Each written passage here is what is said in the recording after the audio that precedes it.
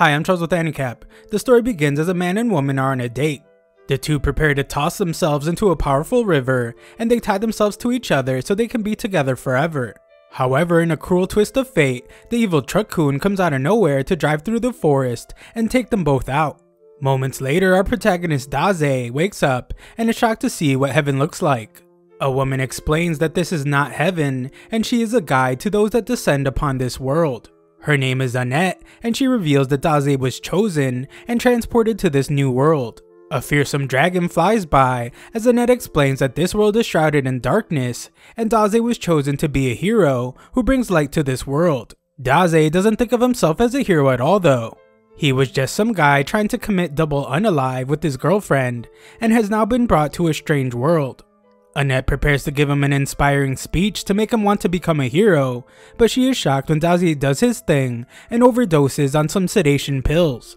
Annette purifies the toxins from his body, but Daze says that she's actually bothering him. Annette demands for Daze to become a hero to fulfill his great mission of saving this world, but Daze is just looking for a place to stop living. Daze keeps chowing down on his pills, but Annette reminds him that he is the chosen one. Daze points out that he never decided to be chosen, but Annette explains that Truck-coon is actually an otherworld selection truck. Among the many people in Daze's old world living unhappy lives, only those struck by otherworld Truck-coon get to redo their lives in this world. This is actually a world transfer service that her world provides. Being hit by Truck-coon means that he was unhappy with his life, so he was granted a chance in this world. Daze finishes up taking some more pills, and he angrily points out that the stupid truck interfered with the happiest moment of his life, his double unalive. He points out that they don't have the right to decide who's unhappy, but from her point of view, he was saved from a life so unhappy that he was going to end it all. Ultimately, Annette decides that his complaining doesn't matter because Daze will surely change his mind when he sees his stats. Without exception, every human brought to her world is granted the ability to wield superhuman powers.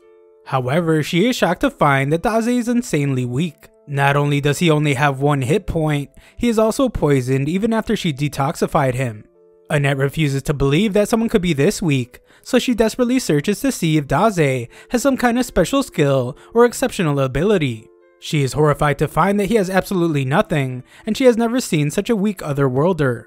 The very sick-looking Daze goes to leave, but Annette stops him and finally agrees that he must have been brought to this world by mistake. She determines that he won't be able to survive in this world, and she is shocked when Daze finally shows some confidence, and he declares that what she just said sounds a lot more like what his life is really about. Daze explains that he is branded a failure no matter what world he lives in. Annette apologizes once again for the mistake and asks him to stay with her for a while. This world is incredibly dangerous and filled with monsters, so his life will surely end the second he steps outside. She is stunned though when Daze tells her not to worry because he's looking for his final resting place anyway. The reason why Annette is so shocked is because Daze is very different than all the others. Annette used to take pride in guiding otherworlders, and meeting them excited her. However, she started to realize how pretentious and arrogant they were. Soon she felt like her job was simply to flatter heroes over and over again, so she closed off her heart. However, her life has been turned upside down as Daze is totally different. Daze prepares to enter the dangerous new world, but Annette begs him to at least pick a profession first. Daze declares that he doesn't need to pick a profession because he's a born writer, and he says goodbye to the girl that he says has beautiful ears. As he leaves, Annette dramatically declares that she finally understands. The thing she has been waiting for was for this man to enter her life. Outside, Daze realizes that he can't read the writing in this world, but he can tell that there won't be any cafes for him to go to. Just then, a voice pops into his head and announces that Daze has earned 5 experience points for discovering a new area. Daze wishes the voice would stop as he suffers from migraines, but an even louder voice announces that Daze has risen to level 2. Just then, a tree collapses and a girl screams as she is attacked by a monster. She begs Daze to help her because he's an adventurer, but Daze just stares at her and thinks about how a lot of people have weirdly shaped ears in this world.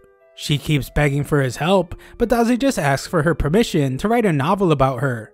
Daze eventually realizes that she wants him to save her, so he tells her to give him a moment.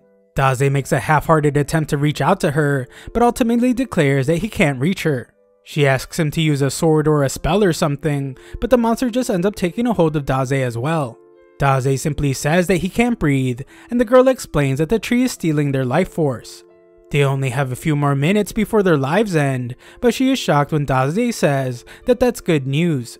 Daze finds delight in his final moments and says goodbye to the world. The girl begs him not to give up, but Daze is completely unresponsive. She is stunned that her life will end in such a strange way, but she is even more surprised when the tree is covered in darkness and it explodes. Daze is shockingly still alive, much to his disappointment, and the voice announces that Daze inflicted 300 damage with his poison. The girl is absolutely stunned as this great adventure before her eliminated the monster by making it absorb his poison instead of his life force. Daze rises to level 3, and the girl wonders if he poisons himself. She then wonders why he pretends to be weak when he is pretty strong, but he explains that this just always happens to him. He wants to stop existing, but somehow he ends up surviving. He has tried to stop living 5 times, but it has never gone right once.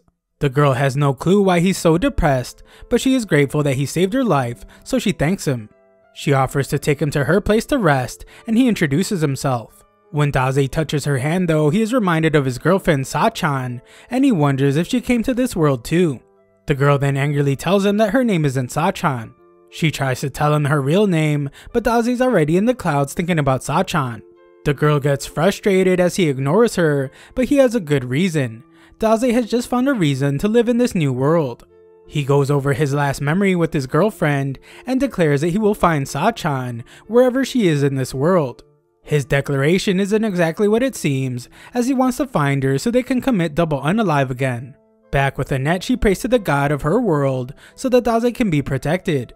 She also wishes to meet him again one day, and she gets her wish as Daze returns. She couldn't be happier to see him, but she is stunned when his new cat girlfriend is there too. Annette can't believe that he already has a girl companion, but she composes herself as Daze has a question.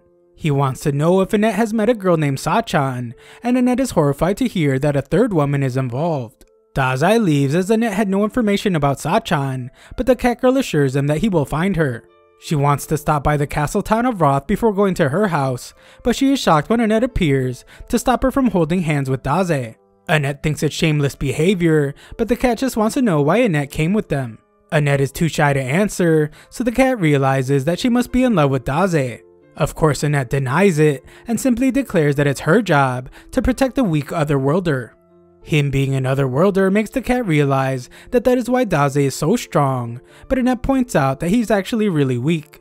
The two argue about how weak he is, but the cat reveals that Daze defeated a monster and saved her life. Annette is horrified because saving her life means that they have gotten close, and she angrily calls the girl a thieving cat. Just then, Daze announces that he found something wonderful. He calls it a very comfortable bed, but it's actually a coffin, and he tells the girls to wake him up when they arrive at the town. Daze says goodnight to Annette and Tama, but the cat angrily points out that isn't her name.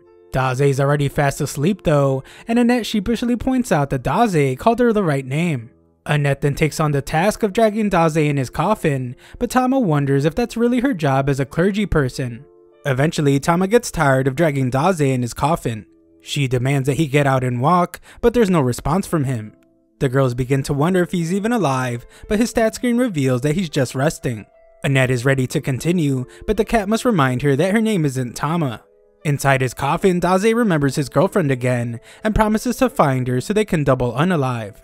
A while later, the girls wake Daze up as they have arrived at the castle town of Roth. Daze is amazed by this new world, and his group goes to meet with King Thomas and Princess Charlotte. Thomas allows them to stay the night in his castle after their long journey, so the girls think he's a very generous king. Thomas, however, only has one condition. He loves hearing stories from travelers, so he would like for Daze to share one pleasant memory from his travels. Daze offers to tell him what it feels like to sleep in a coffin, but this just sounds like a threat to the king. The king changes his mind and instead wants their advice on something. Thomas brings in a valiant warrior named Gomez and a minstrel named Otto. He explains that due to the influence of the Dark Lord, monster activity has increased recently. The king is growing too old to deal with this, so he has decided that one of these two guys will become Princess Charlotte's husband and the next king. Charlotte is having a hard time choosing, so the king asks the travelers for advice. The king is shocked though when Daze has no clue what to say. This is a life-changing decision for Charlotte, so Daze doesn't think they should be asking for advice from travelers that just arrived. Daze boldly declares that Thomas is a horrible tyrant and he is unfit to be a king. The king is stunned as Daze leaves, and Daze thinks about how he actually had no right to say that stuff since he himself is unfit to live in this world. The girls apologize to the king profusely, and they explain that Daze is an otherworlder. The king understands, and Charlotte stares at Daze. That night, Annette notices that Daze isn't sleeping, but he explains that he never sleeps well. Annette finally musters up the courage to ask about his girlfriend Sachan, but she becomes furious when she finds Tama sleeping in his bed. Tama explains that she was just cold, and they start arguing, so Daze just leaves. Outside, Daze finds the princess, and they admire the beautiful lake. Daze admires it for a different reason though, as he wants to throw himself into it. Charlotte can't believe that his life is so troubled that he wants to end it, but Daze can tell that her life seems to be more troubled than his. Charlotte can't deny it because she's having a really difficult time choosing a husband. Gomez just arrived at the castle recently, but he has already become the most dependable soldier they have. Her father has a lot of faith in his strength, so Charlotte thinks she should choose him because of that.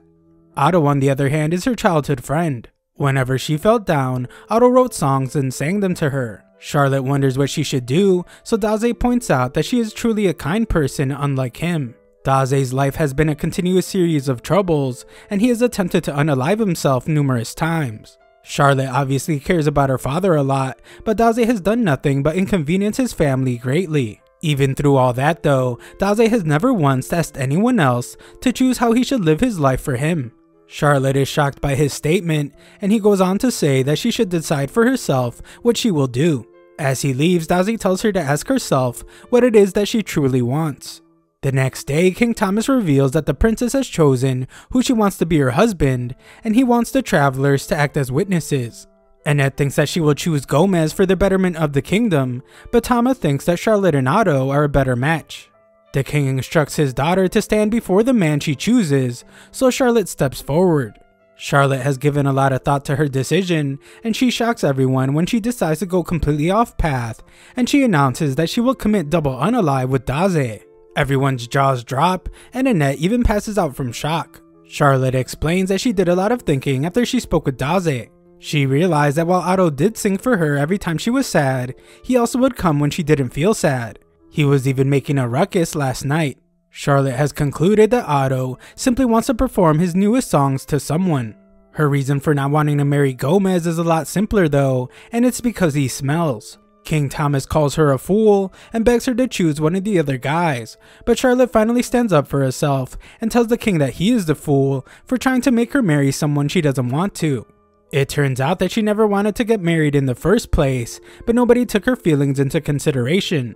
The only one who actually cared about her opinion was Daze, and Daze now understands why she wants to commit double unalive with him. Just then, Gomez gets really angry about being told that he smells, so he makes fun of Charlotte's nose and terrifies everyone when he begins to transform. After transforming, Gomez reveals that he's a servant of the Dark Lord, and he intended to acquire the kingdom by becoming its king so he could offer it to the Dark Lord. He never thought that the princess would be able to see through his disguise, but the princess actually didn't figure it out. Gomez just really smells bad. Gomez has heard enough and decides to just end everyone's lives. Tama desperately tries to wake Annette up to help fight the demon, but it's no use, so the king's guards go to attack. Gomez easily knocks them back though, and Tama must rescue Annette from being crushed. Tama launches a counterattack and decides that if Gomez wants to play so badly, then she will play with him. Tama is only a level 14 martial artist, so Otto declares that he will assist her by singing for her. Tama's then shocked to see that he's a level 89 minstrel. Otto's music gives her a buff, but Tama's disappointed to see that it doesn't do anything. Tama looks to Daze for help, but he's entranced by Otto's newest song. This leaves Tama to go one-on-one with the beast, and she manages to land a cat punch and a cat kick. Gomez easily pushes her back though, and mocks her by acting like he didn't feel a single thing. Gomez announces that he will put all his power into his next attack, and his iron horns will tear Tama to pieces. Tama's terrified of his sharp horns, but Daze interrupts and politely asks if the demon could end his and Charlotte's lives first. Gomez is in disbelief, so Daze explains that they both want to be eliminated, and it would be an honor if Gomez did it with his magnificent horns. Charlotte has been freed from the grasp of her father, so he wants the giant cow to grant them this wish. Everyone begs Daze to rethink his decision, but the thing Daze calls a giant cow is already on board. Gomez says that he will eliminate them first, then the king, and after that he will burn the city to the ground, ending the lives of every citizen in the kingdom. Daze couldn't care less since they won't be alive for all that, but Charlotte seems upset. Daze assures her that everything will be fine though, because their wish will be granted. Everyone begs for the monster to stop, but it's too late as Gomez has already started charging at them. Just then, Charlotte comes to the realization that she doesn't want her life to end just yet. She declares that she wants to continue living so she can protect the people of the kingdom. It turns out that Daze knew she would come to her senses, and he points out that she really is a kind princess. Daze had a plan all along as he pushes Charlotte to safety, and he declares that as his partner for Double Unalive, she simply will not do. Charlotte calls out to him as he's about to get obliterated, but Annette comes out of nowhere and protects Daze with the barrier. She's a level 18 priestess, and she refuses to let Daze lose his life while she is around. The demon's horns are shattered by Annette's barrier, so Tama follows that up with her Wildcat Strike attack. This attack is pretty powerful, and it sends Gomez flying out of the castle. Tama begrudgingly thanks Annette for saving her, but Annette points out that Tama saved her as well. Otto declares that he will turn their beautiful friendship into a song, but everyone has had enough of this guy already. Just then, the king apologizes profusely to Charlotte. He realizes now that he should have considered her feelings, and he doesn't think he's fit to be king or fit to be her father. He begs for forgiveness, so Charlotte accepts and they agree to be more open with each other in the future. The two have a very nice moment, but Daze can't help but think about how he failed to unalive again. A while later, a guard urgently warns that monsters have arrived at the southern gate. We see that Charlotte is in charge now, so she sends the royal guard to exterminate the threat. Back with our group, the girls hope that Charlotte will be able to handle the pressure of ruling as the queen. Daze speaks from his comfortable coffin and explains that Charlotte made the decision herself, so she will be fine. Daze declares that women that are losing their life are very beautiful, but women who stand up on their own 2 feet are beautiful as well. The girls are tired of his nonsense though, and they just wish he would walk on his own already. Eventually the girls get tired and decide to take a break so they can eat something. Our lazy protagonist emerges from his coffin, eager to eat something, but they only have bread. Daze would much rather eat some boiled tofu, so Annette decides that they should look for some in a nearby town. The group is only a few days away from reaching Tama's hometown, but Annette would like them to make a stop at a temple. Normally, an Otherworlder arrives at one of the 4 temples in this world, and they head directly for the Dark Lord's castle. However, Daze's goal isn't to defeat the Dark Lord, because he just wants to find Sachan. This means that they have to visit the 4 temples to gather information on where Sachan is. Tama is shocked because this means that if they have a hard time finding her, then they will have to travel all around the world. Annette doesn't even want Daze to fight the Dark Lord because it's too dangerous, and Tama once again teases her for being in love with him. Annette denies it and explains that Daze just gave her hope when she had given up on her job. Tama points out that Sachan might be Daze's soulmate, so Annette admits to traveling with him to find this out. Tama agrees to go with them until they reach her hometown, but Annette's half-hearted thank you makes Tama realize that Annette would rather be alone with Daze. Annette ditched her job, so Tama wonders if she will even be allowed into the temple. Annette isn't worried though because the head priestess of this next temple is a dear friend of hers. Besides that, Annette didn't just leave her post without notice. She sent her letter of resignation using her familiar. This familiar makes its first appearance, but it does so by snacking on Daze's head. Annette scolds the little monster, but she gets even more upset when she finds out that it didn't deliver her letter of resignation. Daze points out that the little beast is pretty loyal for returning to its master, and he names it Melos. Melos seems to have taken a liking to him, but Daze just wants to get more rest. Just then, Daze must tell Melos to quiet down as he begins to panic, and a terrifying dragon appears. Dragons are this world's most powerful monster, and it terrifies the girls with a scream. Just then, a girl calls it Ryuka and tells it to stop. Annette and Tama are confused as the girl approaches the dragon, so they tell her to be careful. They are shocked though when this girl speaks a different language to the dragon and tames it.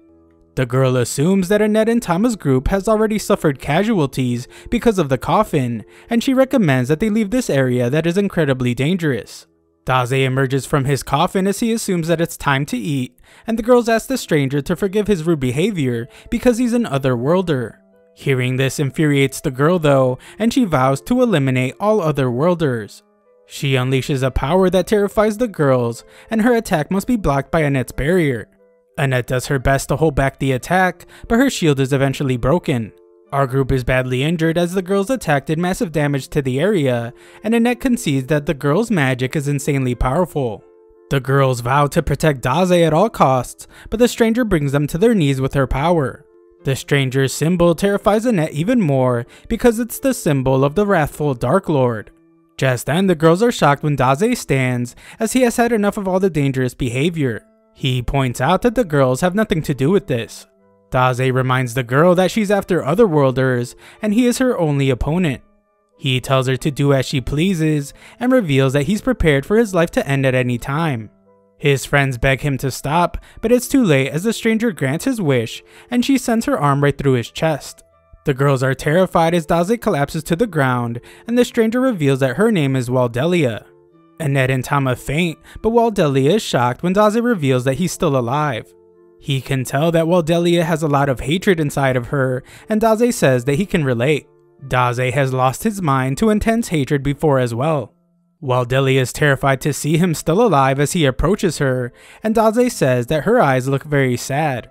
Daze would like to know why, but Waldelia's terror causes her to flee with her dragon.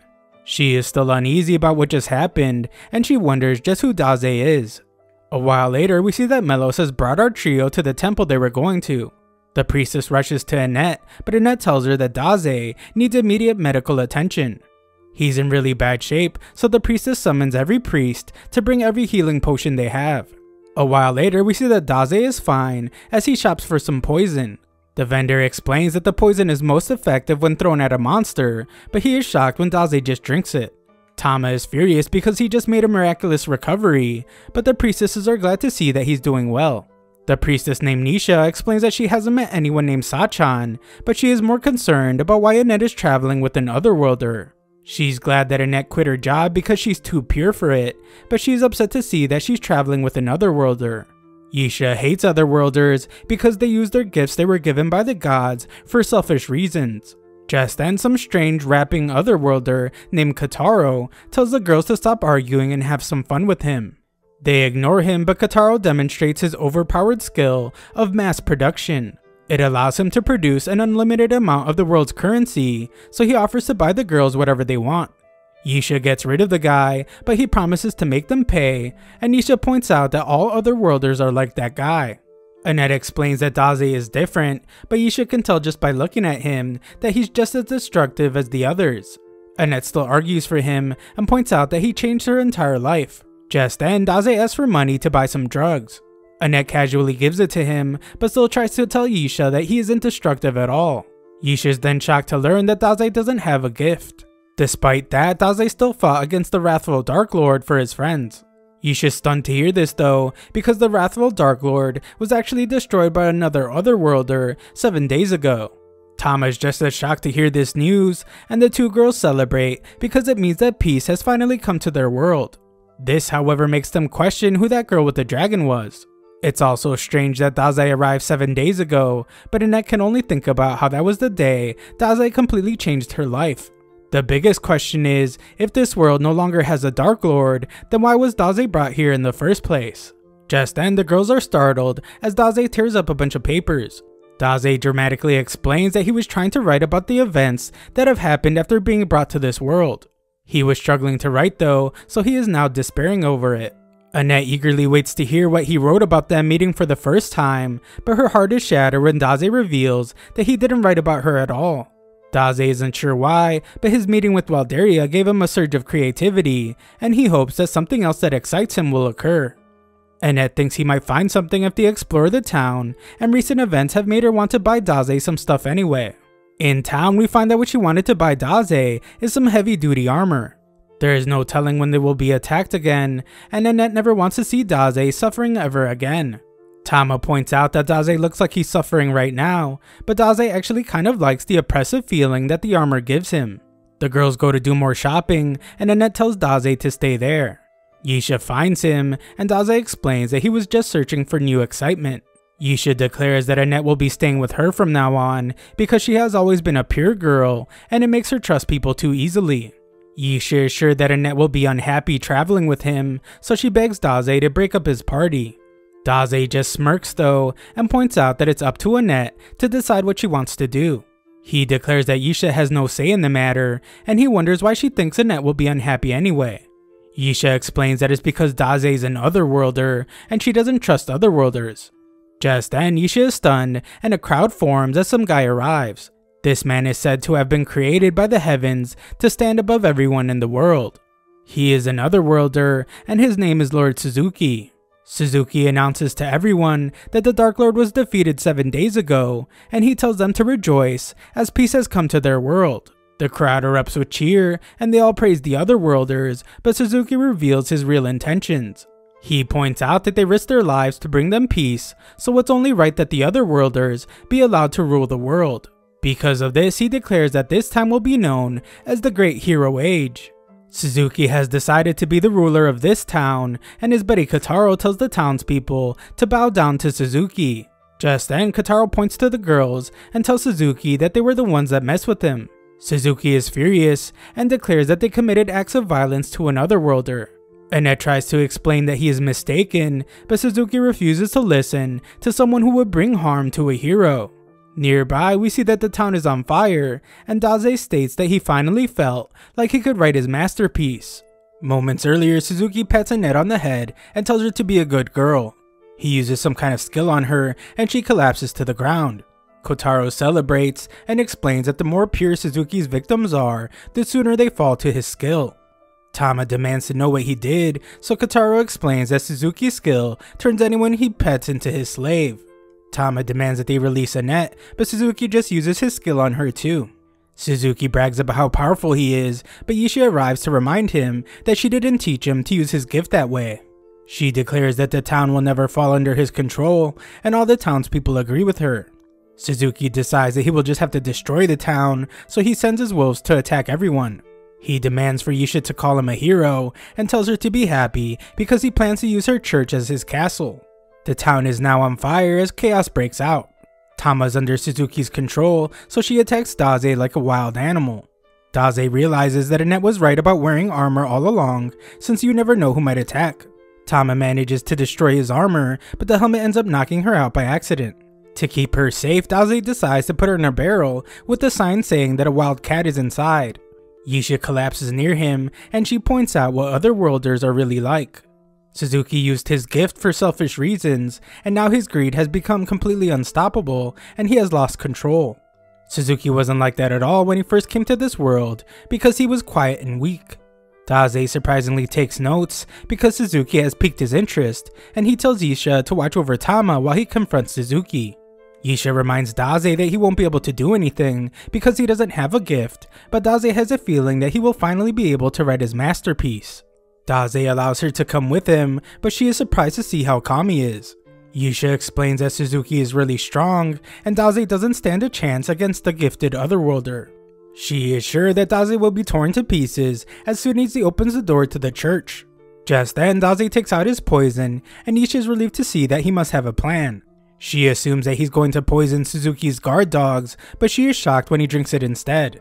He's all out of poison, so Yisha takes charge and tells him to follow her so they can sneak in. Daze just ignores her though and opens the door. He gets right to the point and tells Suzuki that he would like to base a novel on him. Suzuki assumes that Daze wants to write the heroic tale of Suzuki, the hero conquering another world, but Daze has a different idea. The novel will be about a man that gains more power than he deserves and falls into his own greed. Suzuki is insulted, so he sends his wolves after Daze, but our protagonist just stands there writing. Yisha handles most of the wolves, but one grabs her and Suzuki prepares to end their lives. Yisha warns that the attack is aimed right at Daze, but he just keeps writing. The attack is unleashed, but everyone is shocked when it is blocked by Daze's helmet from his armor. It turns out to be Melos in the helmet, so Daze thanks him.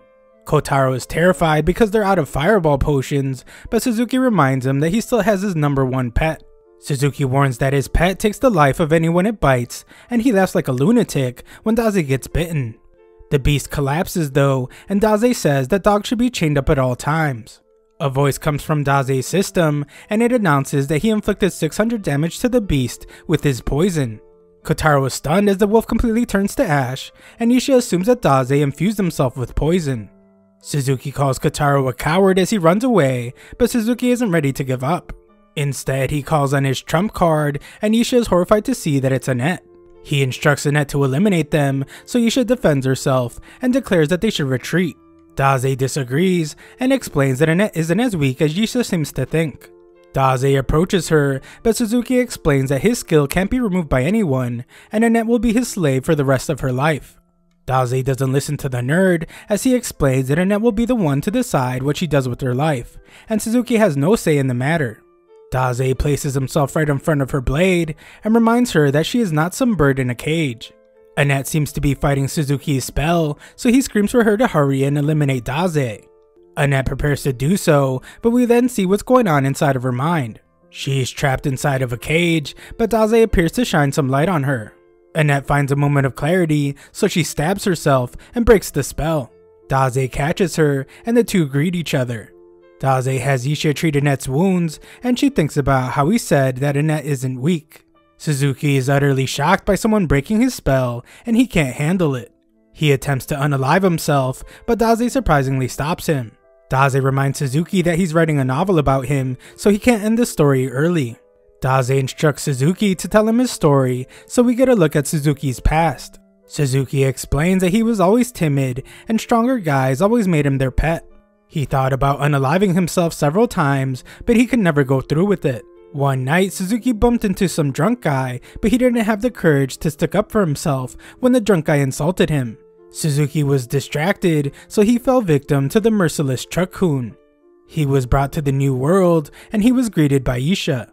She explained that he was now a hero, and he had to use the gift he was granted to defeat the Dark Lord. Suzuki's adventure began, and he learned to use his gift by controlling wolves. He used the wolves to defeat a monster, and he realized how powerful he was. In town, Suzuki would receive strange looks because he was different from everyone. He was bumped and insulted just like before, but this time he used his gift to get revenge. Suzuki explains that he was someone that suffered countless failures in his old world. However, he was suddenly granted power and made a hero. To Suzuki, it's unrealistic to think that someone that has gone through all this would try to save some new world. Suzuki decided to become evil, but he has failed, and he realizes that he will always be a weak nobody. Suzuki is shocked to hear how pleased Daze is, and Daze declares that his novel based on Suzuki is finally complete. It's the story of a miserable man who, despite hoping to live as a hero in this world, could become neither a hero nor a villain due to his own weakness. Daze has decided to call it No Longer Allowed in Another World. Just then, Daze's book bursts with energy, and the pages surround Suzuki. Daze thanks Suzuki because he helped him finally write something he was satisfied with again. Unfortunately, Daze decides that this book cannot be called a masterpiece. He tears one of the pages, and the ground begins to shake. The girls are stunned because they notice that a magic circle for summoning otherworlders has appeared. They have no clue what's going on, but they see that the power of teleportation is flowing back into the circle. Power erupts from the church, and the girls are stunned when they realize that Suzuki must have been sent back to his own world. Annette is sure that Daze didn't have a gift before, but looking at his system shows that he has a writing skill called Storyteller. Isha is shocked as she realizes that this is probably a special skill that only activates against certain targets, and in this case it's otherworlders. This is pretty horrifying, as it means that Daze must have been brought to this world to fight otherworlders. Daze falls to the ground as he once again failed to write his masterpiece, and he starts taking pills again. Daze wonders if he will ever find anyone else that intrigues him, and Isha wonders who this guy is. Daze wonders where Suzuki went, so he has to be told that he sent Suzuki back to his world. Back in town, the wolves leave, and Tama emerges from her barrel. Later, Isha gives Daze a new coffin, and she speaks with Annette. She predicts that Daze has an important role to fulfill in the future of their world, and their journey will be dangerous. Annette assumes that Yisha's going to try to convince her not to go with him, but she is shocked when Yisha expresses confidence that Annette will do a great job supporting Daze. Before they leave, Yisha asks Daze if Suzuki became evil because he was granted power he didn't deserve. Daze doesn't know, so she wonders if Suzuki will have to continue living a miserable life in his old world. Daze explains that Suzuki's story will continue and it will be up to him whether it becomes a masterpiece or not. Yisha is glad to hear that, and our group leaves. We then see Suzuki in his old world. He has just finished up interviewing for a job, and he is told that he can start tomorrow. Suzuki heads outside, and we get a look at a piece of one of the pages from Dase's book that says to be continued. Elsewhere, Yisha goes to another cathedral to meet with the other archbishops. The one named Wolf has started drinking again because his jurisdiction is filled with dwarves. He calls Yisha lucky because her jurisdiction has demi-humans and she doesn't have to deal with dwarves all day. A third member arrives and scolds Wolf for being a speciesist. Wolf commends this guy for not only being the first non-elf to be appointed priest, but also for achieving the rank of archbishop. This big red guy is a goblin, and he points out that a person's species doesn't really matter. There are even some elves that behave in a way that is disgraceful. Wolf is insulted, but Cardinal Miller arrives to stop their argument. Miller's the one that summoned the priests, and he prepares to hear the reports. Just then, another priestess arrives in embarrassing fashion, and she apologizes for being late. The new girl's name is Arya, and she is Annette's replacement. She says that she has nothing to report, but she must apologize when Miller points out that some girl recently inherited the throne in her jurisdiction. The big red guy's name is Elton, and his report reveals that things are peaceful as always in his jurisdiction. Wolf oversees the land of desert and earth, and he has nothing of importance to report.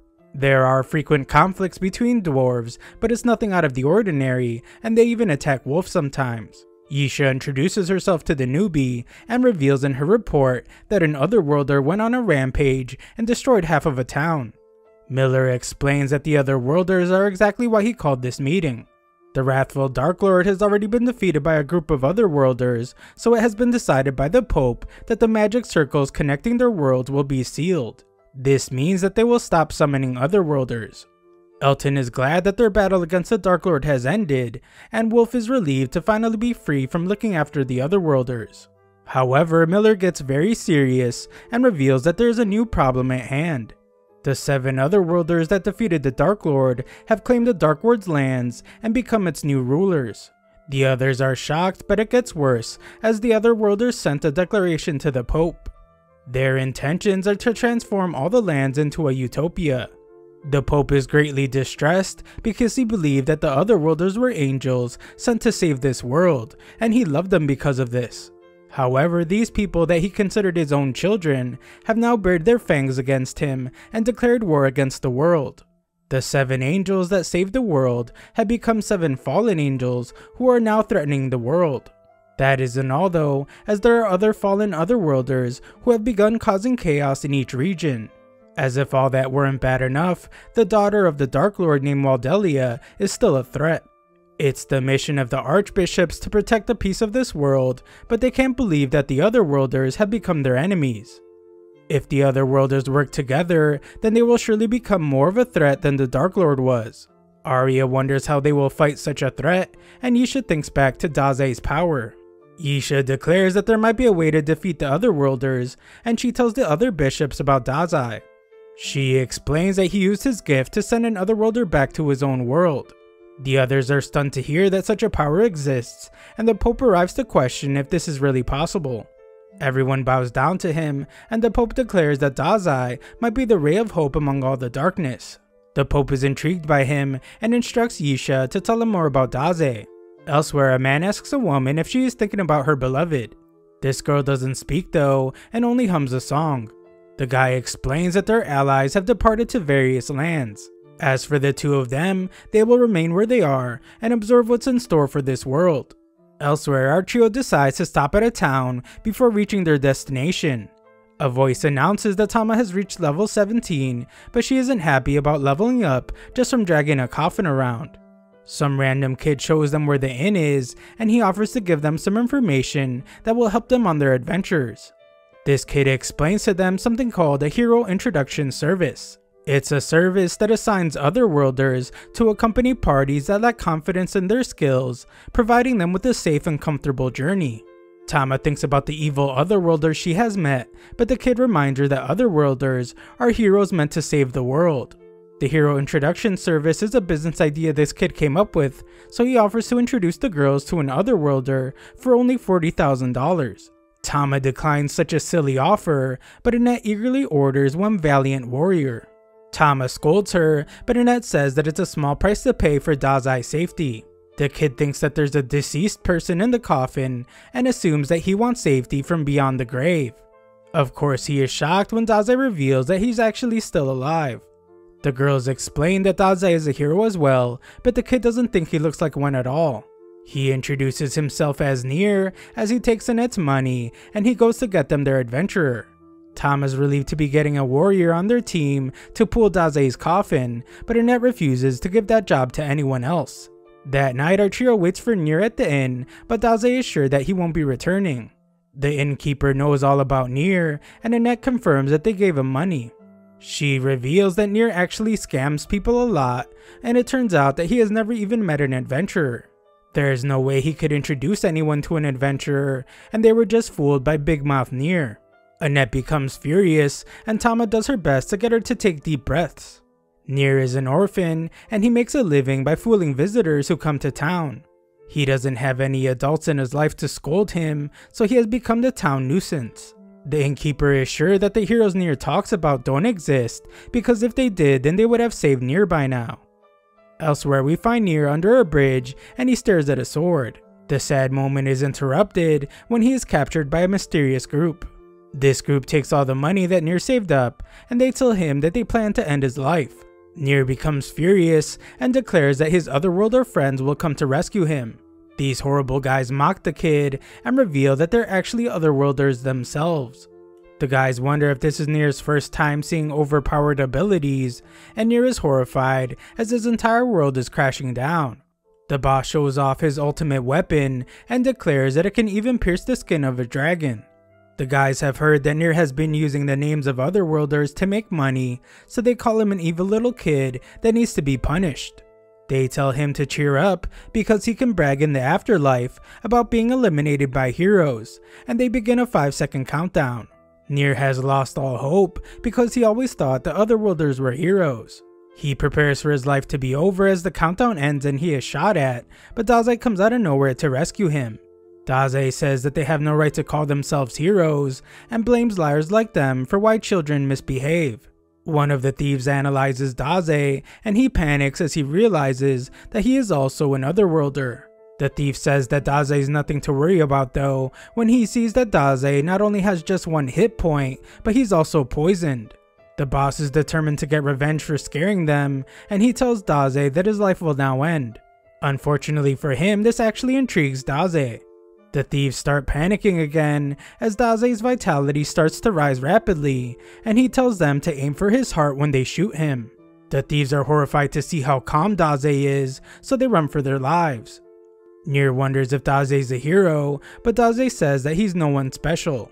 He says that adults are kids who have been betrayed, but Nier is just a child, and he's not ready to become an adult. Nier's eyes still admire heroes, so for now that is how it should be. Dazai makes his exit, but the kid is shocked to see that he's just leaving him behind all tied up. The next morning, our trio prepares to head straight for the town of Grun.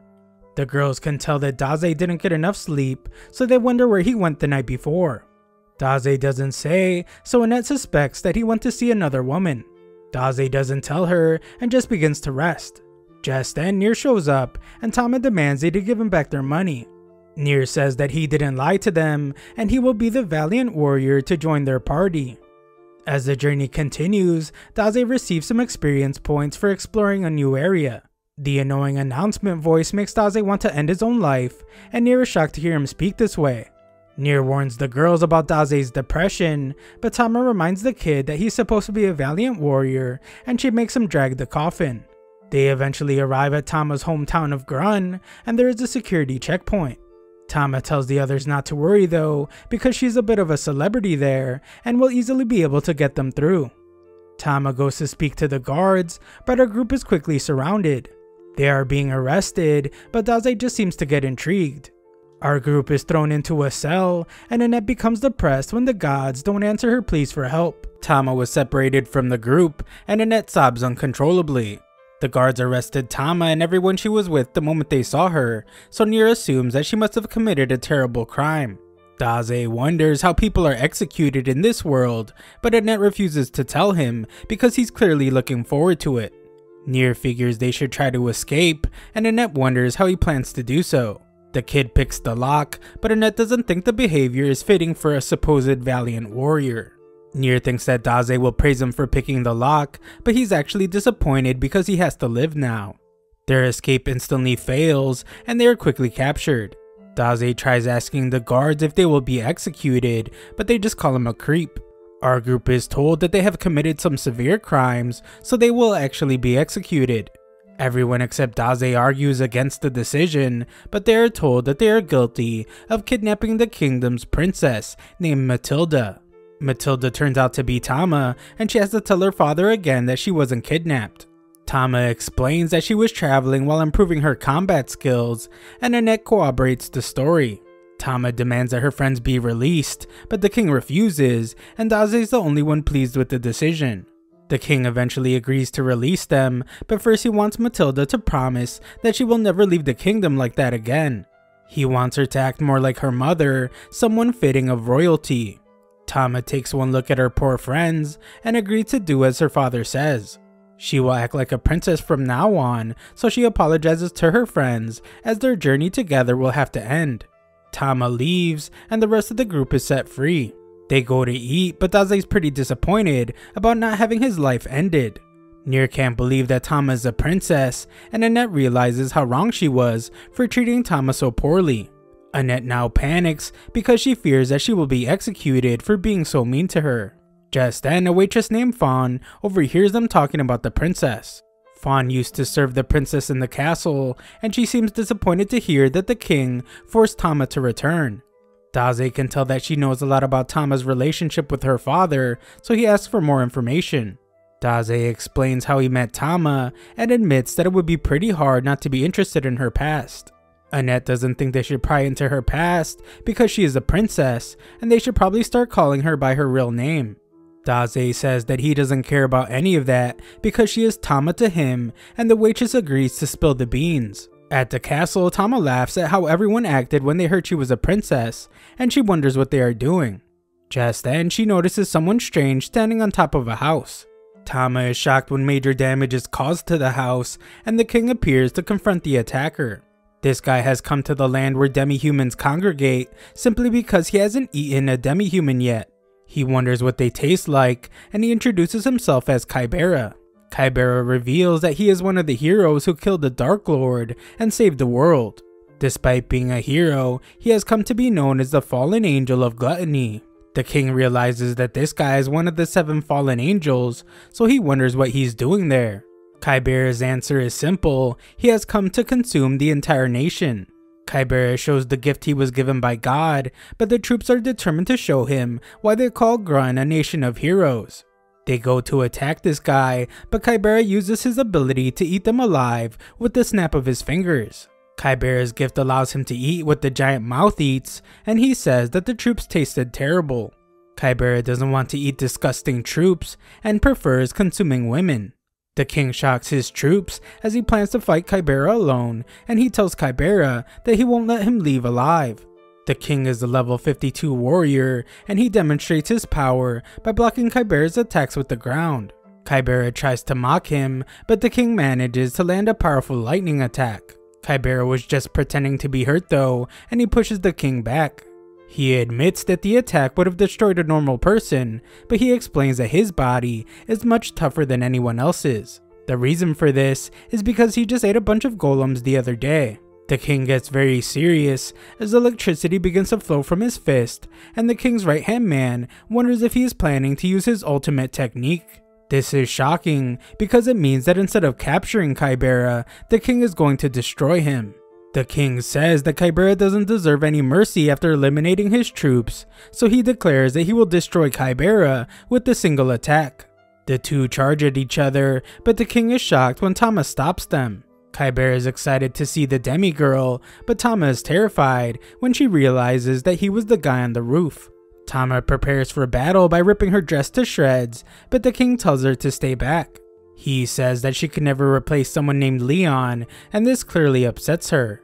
Back with Daze, the waitress reveals that Tama used to have a twin brother.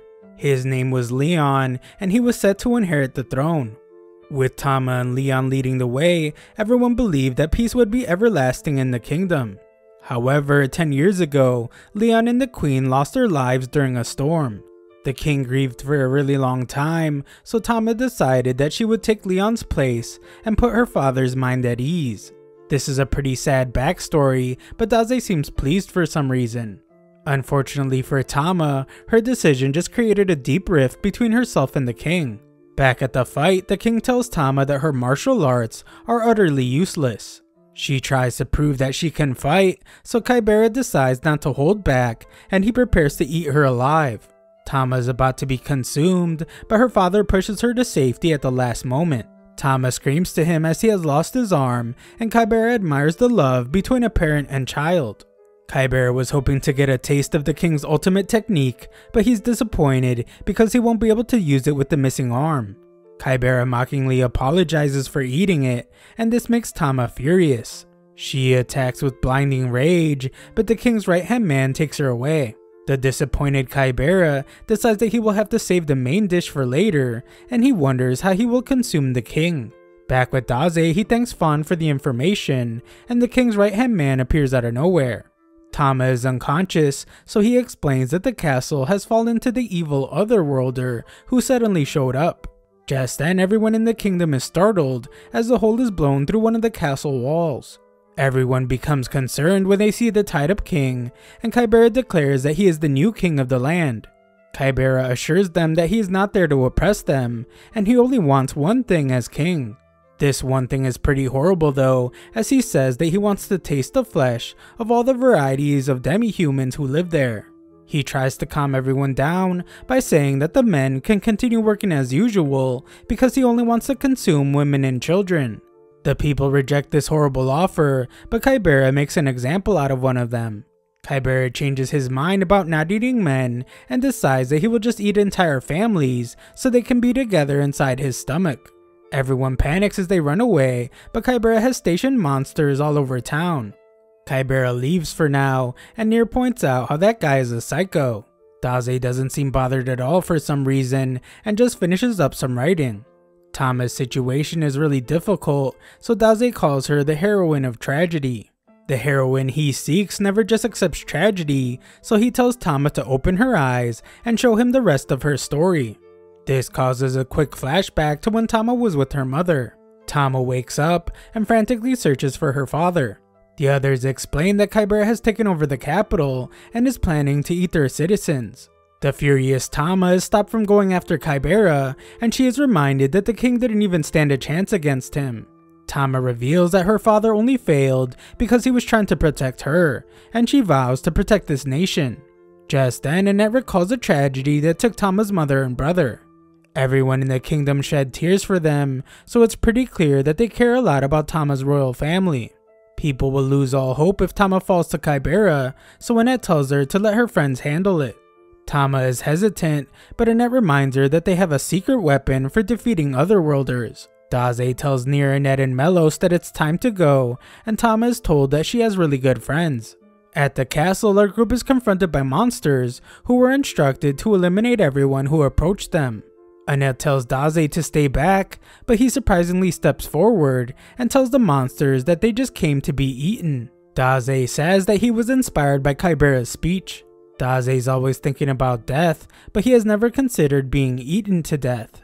Daze tells the monsters to go inform the king, but they are confused because it's a strange request from a crazy person.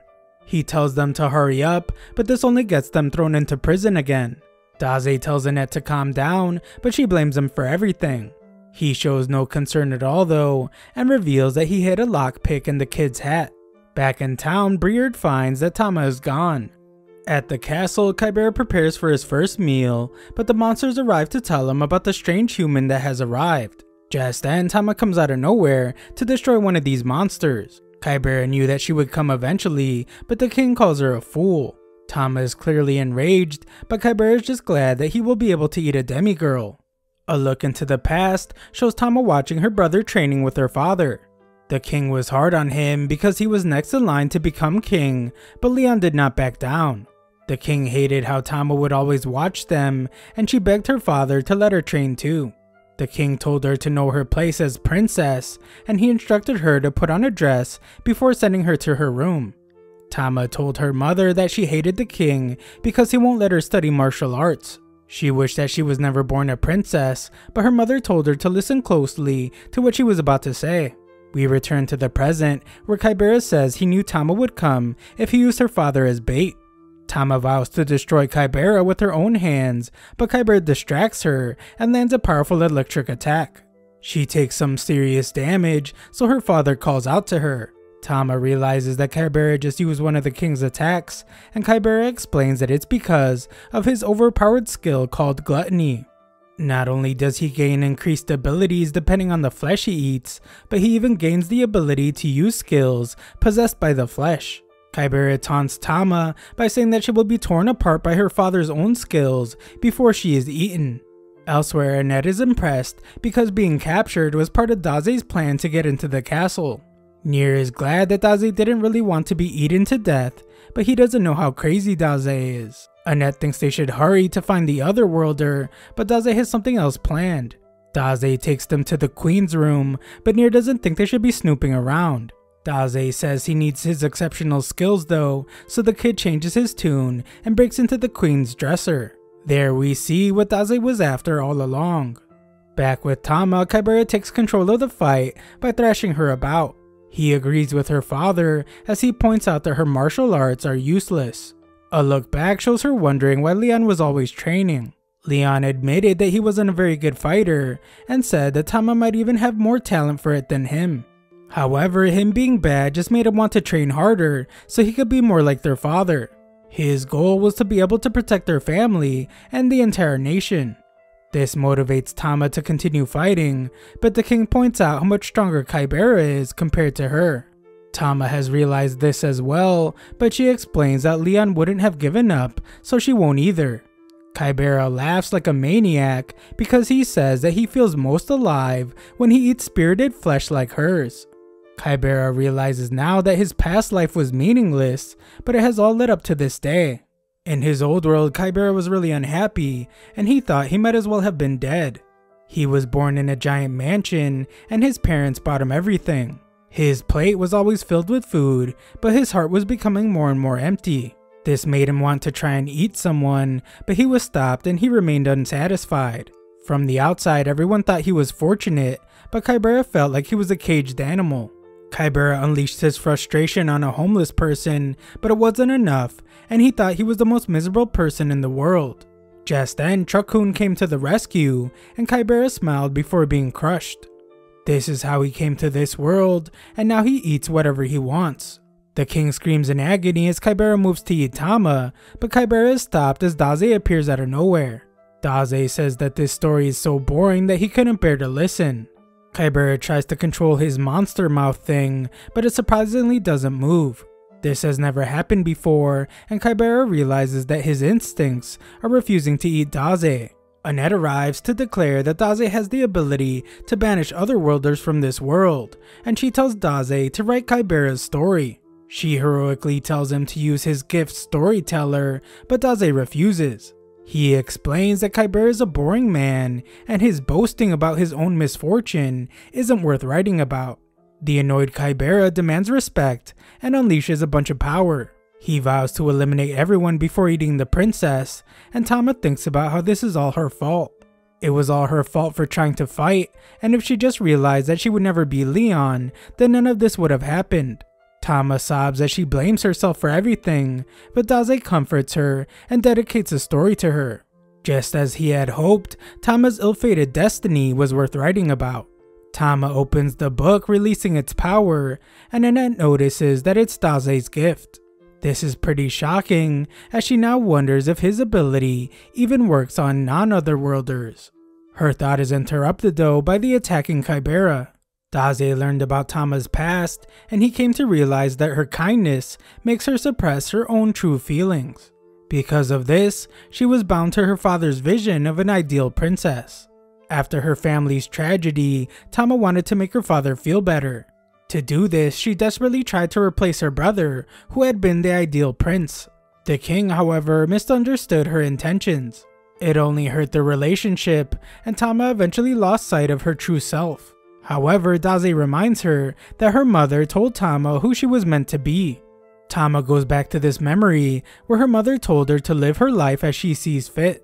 Tama was sure that the king would never allow it, but her mother told her not to worry because she could convince him. She said that the king really just wanted Tama to be happy, and Tama is shocked to remember all this. Tama is torn between being a princess like her father wants and living as an ideal prince in her brother's place. Daze says that neither of those are the answer, and she is simply Tama. Tama is shocked by his words, and she's finally able to break free from the chains holding her down. Kybera just now notices what's going on, but it's too late as Daze tells Tama that it's up to her to write the rest of the story. Tama begins to glow, and the king is shocked to see something called the crest of the divine beast. A look back shows that Leon was impressed to see this mark on Tama. It was pretty faint at the time, but it was clear that she would develop the crest in the future. Leon wanted to tell their father, but Tama knew that he wouldn't be happy about it. It turns out that the king overheard them, but the crest hasn't appeared since that day. The king acknowledges that he was responsible for it being locked away because he wanted to shield Tama from danger. The king realizes now that he is a fool and asks Tama to forgive him. Kybera declares that he just now finished digesting the king's flesh and he can use his full power.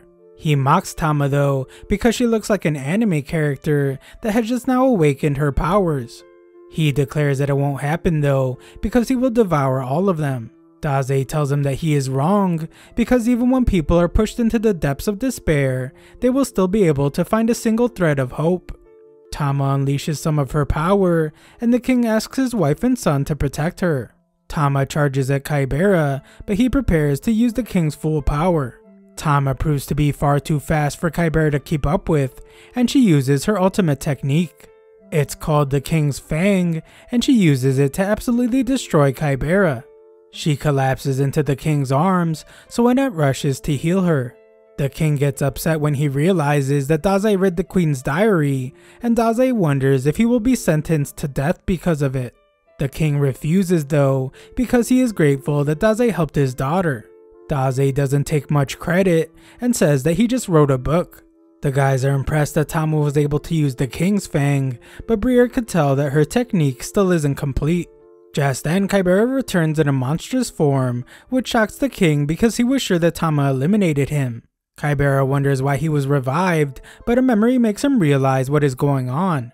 He explains that he was one of the 7 heroes that defeated the Dark Lord. Kybera decides to come clean and reveals that he secretly ate the flesh of the Dark Lord when no one was watching. Everyone is horrified to hear this, and Kybera says that he can feel the power endlessly welling up from inside him. Kybera is finally becoming the apex predator that he always wanted to be, and he declares that it's over for everyone. However, just then, everyone is shocked as his head gets chopped off by Waldelia. The psychotic Kybera is glad to see the Dark Lord's daughter because he wanted to tell her that her father was delicious. He tries to torment her by describing her father's final moments, but Waldelia just destroys him with a powerful blast. Everyone is stunned by her unbelievable power, but Daze just says hello to the girl he says has sad eyes. Waldelia wonders how Daze is still alive, but he just asks her if she feels better after eliminating one of her father's attackers. Waldelia is shocked by his casualness, so she tells him that she will eliminate him next time, and she leaves. Daze realizes that even after eliminating Kybera and avenging her father, sadness remained in Waldelia's eyes. Daze is very intrigued by her, so he would like to write her story someday. The next day, people begin rebuilding the town, and our group is thanked for saving the capital. It turns out that Tama has decided to stay and support the king. Our group will miss her dearly, but they respect her decision. Back at the castle, the king wonders why Tama's in her room. He says that it's for ladylike princesses and not for tomboys. The king surprisingly tells her that she should go with the travelers because he doesn't need to be protected by someone who lacks training. Tama can tell that he's just trying to do what's best for her, and the king commands her to return to the castle when her journey is over. Tama rushes out of the castle and thanks her father. She promises to become a powerful martial artist just like him and says goodbye. Briard mocks the king for not knowing how to talk to his own daughter, but the king is sure that Tama understood how he felt. The king looks at his wife's diary and thinks about his family. Back with our group, Daze says that unlike Annette, Nier has absolutely no knack for dragging a coffin. Nier tells him to walk on his own 2 legs, but that won't be necessary. Everyone becomes excited when they see their friend, and Tama rejoins the group. Our group arrives at some giant tree, but Daze's face doesn't match how excited he is. This is the famous World Tree, and it's said to be a holy tree that watches over the nation. Supposedly, it grants protection to anyone who visits it, and there's a nice little village right next to it. Tama desperately wants to do the explaining, but Annette just ignores her. Annette suggests they pray for safe travels in the village, but Tama makes her pay for ignoring her. Daze tells the girls to hurry up and drag his coffin, and everyone is shocked when they find that the calm little village has been turned into a casino. The villagers used to live a simple life alongside nature there, but now they're just a bunch of people stabbing each other for some reason. Daze runs out of sedation pills, so he wonders if there are any good trees around for him to take his own life. Daze must be told to stop eating pebbles off the ground because the others want to go speak to the mayor. The mayor reveals that a few months ago, some otherworlders came to see the World Tree and began living in the village. They built the casino, and it has attracted all kinds of crazy otherworlders from all over the place. The mayor shows them a dying leaf, and he explains that since the otherworlders arrived, the World Tree has grown weaker every day, and it has begun to wilt. The tree is clearly saddened by the arrival of the otherworlders, so the mayor asks for our hero's help. Daze has a request as well, so he asks the mayor if he can fill his container with sedation pills. Just then, some guy who overheard their conversation declares that he will save the tree. He's an otherworlder named Yamada, so our heroes assume that he's looking for a fight.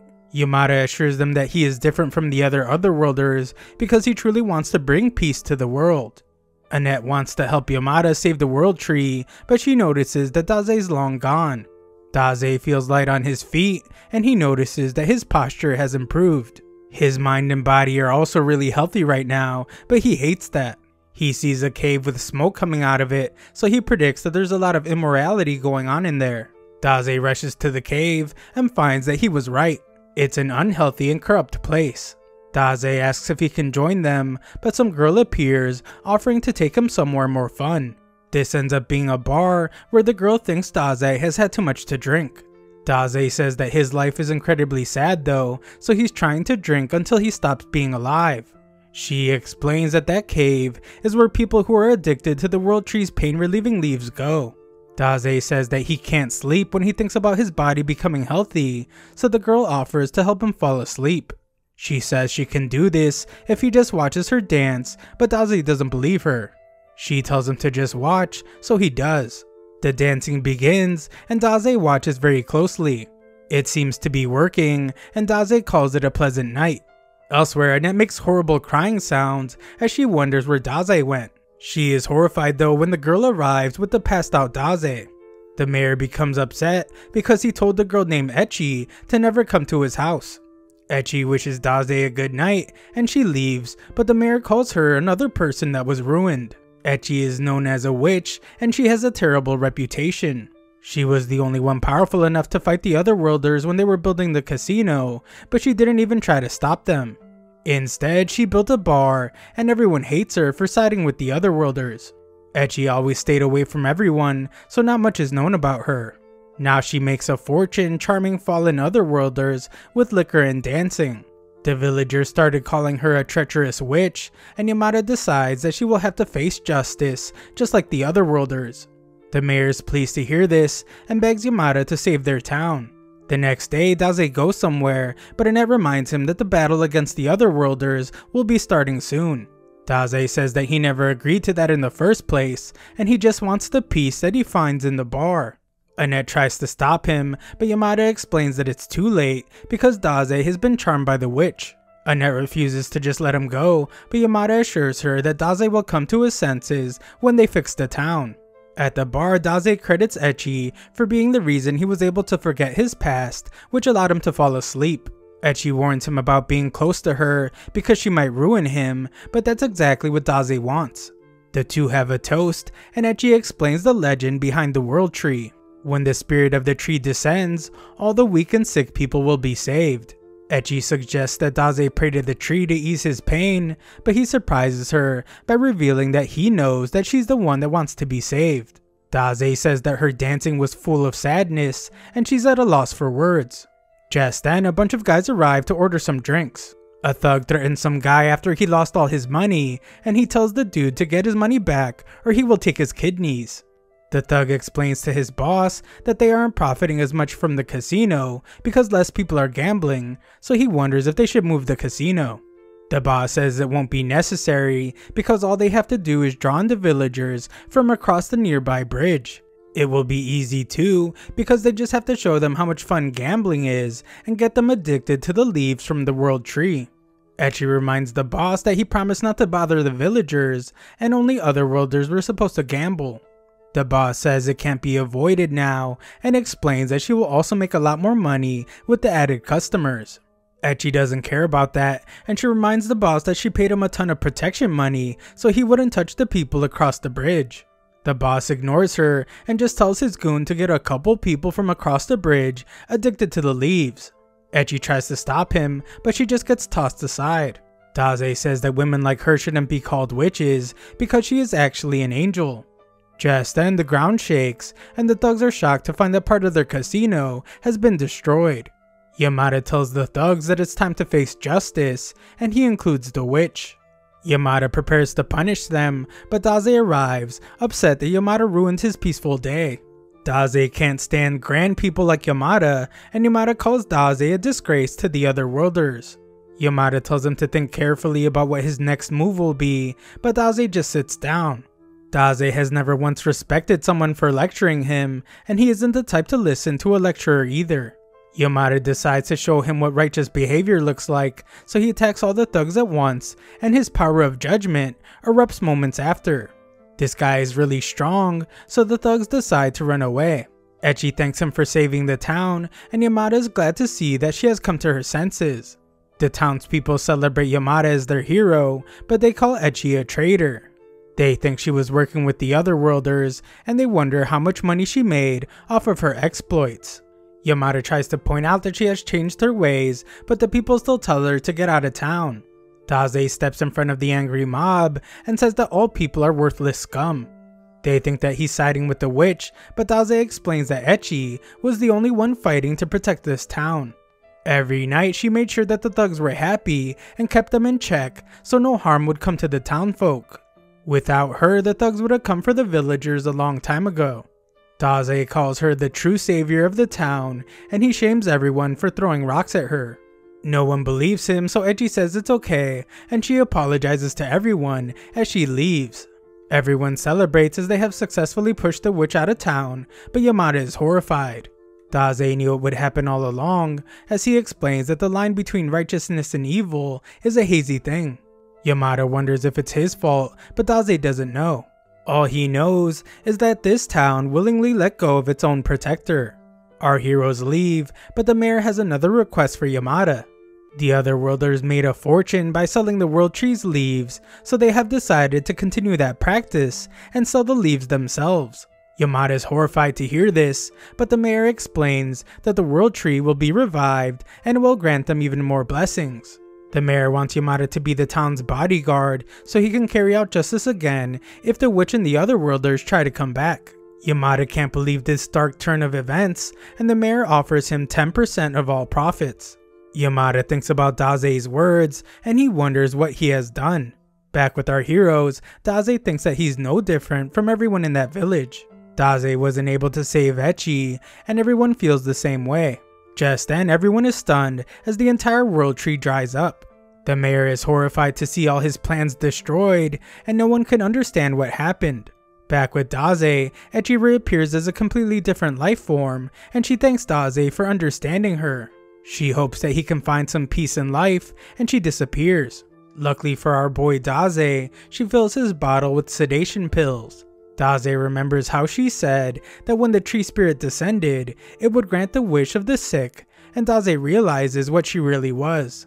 Daze finds a moment of peace, and he munches on his pills. A while later, our group walks through a desert. The sunlight is really getting to Tama, but Daze hopes that the sun will turn him into a lump of ash. There isn't a single thing in sight, so our group wonders if taking this route to the next temple was the right idea. Nier explains that he isn't a newbie to deserts, which explains why he has been fine this entire time. Nier has been traveling for a while, but he is from this area. He considers himself to be an expert in the desert, so he gives a lesson to the others. First, he says that it's too hot for monsters and bandits during the day, so they should be safe. This proves to be very wrong, however, as some bandits appear. These guys are huntsmen, and our group has entered their territory. Nier wonders if these guys are otherworlders, but Tama doesn't care and prepares for a fight. Annette tells Daze to retreat into his coffin, but it's really hot in there. A battle breaks out, and the girls manage to take out one of the bandits. Toro is the bandit leader, and he notices that Daze has been defeated by the sun. Toro goes to attack him, so Nier prepares to stop him. Toro mocks Nier for clearly never drawing a sword before, but Nier declares that he is a valiant warrior. Toro wants Nier to show him what he's got, but he warns that drawing his sword means that he's also prepared to die. Toro plans to attack with his scorpion, whose poison will end Nier's life painfully in under an hour. Toro is shocked when Daze becomes lively out of nowhere, and Daze tells the guy to end his life painfully. Toro obliges by plunging the scorpion tail straight into Daze's chest, and he revs his motorcycle to pump more poison into him. Unfortunately for him, this backfires, and his scorpion cycle is destroyed. This is because the poison that's already flowing through Daze's blood was stronger than the scorpion's. Nier wants to protect Daze when Toro goes to attack him, but he's still too terrified. Just then, everyone stops as they hear a wolf's howl, and the bandits run away. Nier is upset with himself for being too scared to act, so he apologizes to Daze. Nier considers himself to be a coward, but Daze points out that no one ever starts out as a hero. They become a hero after being mocked. It's time to keep going, so Annette asks the valiant Nier if he can lead the way. Nier takes them to a nearby orphanage, and all the parentless children welcome him. Everyone digs into a feast that Miss Kathy made, and she explains that someone has been donating them food. She would like to thank this person, but they never show themselves. Daze comes right out and says that the food doesn't taste like anything, and he would like something with synthetic seasoning. Miss Kathy has no idea what that is, but Annette diligently takes notes of Daze's needs. The kids are quick to point out that Nier said he wouldn't come back until he became a hero. Nier retorts that he is in a party of heroes, and the kids are amazed. They eagerly want to meet this hero, but they are disappointed to hear that it's Daze. Daze then explains that he is no hero. He is just a writer, but the kids are somehow more excited for him to tell them a story. Daze begins telling them a really depressing story, and Miss Kathy asks him to stop. That night they hear the wolf howling again, and Miss Kathy explains that a starving wolf has been haunting the area. She warns that if they want to live, then they must stay inside, but we see that Daze's enjoying a late night stroll. Daze's pet freaks out, and we see that something just massacred some monsters nearby. Nier is woken up when he takes some damage from Tama, and he is terrified to see a shadow run past the window. Nier bravely goes outside to check, but he is terrified when he bumps into a thief. The guy says that he's not doing anything suspicious, and Nier realizes that he's the one who has been bringing food. This guy enjoys making kids smile, but he doesn't show himself because secretly watching from outside the window is enough for him. Nier calls him a weirdo, but the guy's intentions are pure. Nier explains how his parents died, and apparently his father left him this sword. Nier is traveling so that one day he can become a valiant warrior worthy of the sword. If he becomes a warrior, then the orphans can be proud of being from the same orphanage as him. The guy tears up after hearing such a noble story, and he assures Nier that his parents are proud of him up in heaven. The guy eagerly listens to more of Nier's stories, and we see that Daze has been writing in his book. The guys talk until the morning, and Nier invites the stranger inside to have breakfast. The guy declines, however, as just supporting them from the shadows is enough for him. The guy doesn't think he deserves to be in the presence of the kids anyway, but Nier asks the guy if they can do something. Nier has the guy take him to the oasis he found, and they spend the morning gathering more food. Back at the orphanage, Daze gets away from the annoying kids by retreating into his coffin. Just then, everyone is shocked when baskets of food appear out of nowhere. That night, Nier is exhausted, and Miss Kathy reveals that something terrible has happened. Nier wakes up, and she reveals that one of the orphans has been taken. It's the bandits, and Toru demands that the person in charge of the orphanage come out to speak with him. The girls tell everyone to stay inside, and they promise to rescue Nate. They rush outside, but Toru is eager to get revenge, so everyone instantly starts fighting. Nier still can't bring himself to do anything, so the stranger from earlier appears to take Nier to safety. Nier is furious with himself for not being able to move in the face of danger, and he wonders why he's such a coward. Just then, the stranger begins to have flashbacks. He becomes very serious, and he calmly tells Nier to hide while he takes care of everything. He reveals that in his old world, he lost something important because of his legs. Nier is shocked as he begins to realize what this guy is. The stranger can't fix the past, but he declares that he now has incredible power. He begins to transform, and he declares that he now has the power to slay foul men who would make a kind boy like Nier sad. Nier is stunned as the stranger turns into a wolf, and we see that Daze is watching. The stranger goes on a rampage and absolutely tears into the bandits. Toru tries to get away, but the stranger is too fast. He thinks about how the people who took something dear to him were just like these terrible bandits. The wolf prepares to end Toru's life, and Daze watches with anticipation. Nier remembers how the stranger wished he could be kind like Nier, and Nier begins to cry. He finally finds the bravery within himself, so he draws his sword and stops the rampaging stranger. Nier reminds him that if he eliminates the bandit, then he will never be the kind person he was ever again. The stranger keeps going after the bandit, but Nier keeps stopping him every step of the way. The furious wolf goes to attack Nier instead now, and everyone is horrified when Nier decides to drop his sword. Nier doesn't move a single inch, and the wolf amazingly stops his attack. The transformation is undone, and the guy comes back to his senses. Afterwards, the stranger explains that he was just like Nier. He lost his parents when he was young and lived a lonely life. One day, a boy reached out to help him, and it was the first time that the stranger experienced kindness from another person. Unfortunately, the happiness didn't last long. One day, the boy was getting beaten up, and the stranger was too terrified to help him. He decided to run away instead, and he ended up getting wrecked by Truck-kun. He has never been able to forget that day, and he blames his legs for why he had to abandon his friend. Just then, Daze very directly points out that he's just remembering things in a way to make himself feel better. His legs aren't actually to blame for what happened, it was actually his weak heart. Nier begs Daze to stop because he knows how the stranger feels. Nier always runs and lies because he is a coward as well. Nier promises to do his best next time though, so he won't lose himself. Nier begs Daze not to blame the guy, and the stranger thanks the kid. He explains that Nier is a lot braver than he thinks because Nier risked his life to stop him when he was going on a rampage. He concedes that he's a coward full of excuses, but Nier really is a valiant warrior. Just then, everyone is shocked when Daze's power activates. Daze agrees that the guy is a coward, but he's also a lot kinder than most. Despite his cowardice, the man was threatening evildoers by day and defeating monsters in the area by night. Most otherworlders were corrupted by their newfound powers, but this guy chose to help others with his power. Daze credits Nier because he just taught him that it was his own arrogance depicting the stranger as a failure. Daze tears a page from his book, and the kids finally get to thank the stranger for everything he has done for them. The guy says that he's glad to have met everyone, and he is teleported away. Daze can't be sure where he went, so Nier just thanks the stranger and says goodbye. The stranger reappears in his old world, and his friend helps him up. Elsewhere, the mysterious woman from earlier is told about what happened to Kaibera. He failed to conquer Grun, and someone named Sengoku is also struggling in the desert. This is understandable though, because dwarven strongholds are known to be impenetrable. The dwarves are also getting the help of someone known as the Wizard of Hurricanes. A look at their war against the dwarves shows that they have a lizard army fighting for them.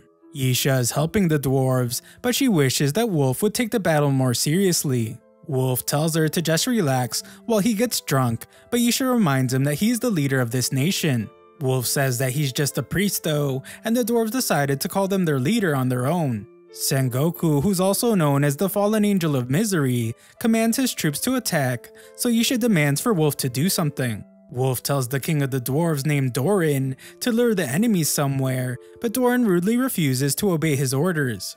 He tells Wolf to just sit back and watch, and he bashes through the enemy army. Doran decides to do what Wolf asked, so he tells the lizards to follow him if they want to take his head. Yisha wonders what Wolf is planning, but he just tells her to stand back, and he begins a spell. This spell absolutely wipes out a huge chunk of the enemy army, so Sengoku decides to just retreat. Wolf decides not to chase them, and he is shocked to see that he caught a random citizen in his attack. Yisha says that she knows him, and it turns out to be Daze. That night, the dwarves celebrate their victory, and Doran declares that the 7 fallen angels are nothing to fear. Doran blames the church for the otherworlder problem everyone is having, but Wolf won't let him talk badly about his boss.